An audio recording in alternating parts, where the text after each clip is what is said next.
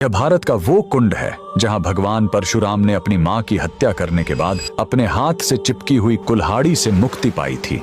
यह कहानी है महान ऋषि जमदग्नि और उनकी पत्नी पतिव्रता रेणुका की। कहते हैं रेणुका हर दिन नदी से कच्चे घड़े में पानी लाती थी और उनके सतीत्व के बल से वह घड़ा टूटता नहीं था। उनके 5 पुत्र थे जिनमें सबसे छोटे थे विष्णु अवतार परशुराम। एक दिन रेणुका ने नदी में कुछ गंधर्वों स्वर्ग के संगीतकार को जल क्रीड़ा करते देखा। उन्हें देखकर एक पल के लिए उनका मन मोह में पड़ गया और उसी क्षण उनके सतीत्व का बल टूटा और कच्चा घड़ा टूट गया। जब वो आश्रम लौटी तो ऋषि जमदग्नि ने अपने योग बल से जान लिया कि उनका मन भटक गया था। वो इतने क्रोधित हुए कि उन्होंने अपने पुत्रों को आज्ञा दी, अपनी मां का वध कर दो। जब चारों बड़े भाइयों ने मना कर दिया तो क्रोधित पिता ने उन्हें तुरंत पत्थर बन जाने का श्राप दे दिया। इसके बाद परशुराम ने पिता की आज्ञा को अपना धर्म समझा। उन्होंने भारी मन से अपनी कुल्हाड़ी उठाई और अपनी ही मां का सिर धड़ से अलग कर दिया। उनकी आज्ञाकारिता से प्रसन्न होकर जमदग्नि ने वरदान मांगने को कहा। परशुराम ने तुरंत अपनी मां को फिर से जीवित करने और साथ ही पत्थर बन चुके अपने चारों भाइयों को भी मुक्त करने का वर मांग लिया। सब फिर से जीवित हो गए, मानो कुछ हुआ ही ना हो। लेकिन कहानी यहीं खत्म नहीं हुई।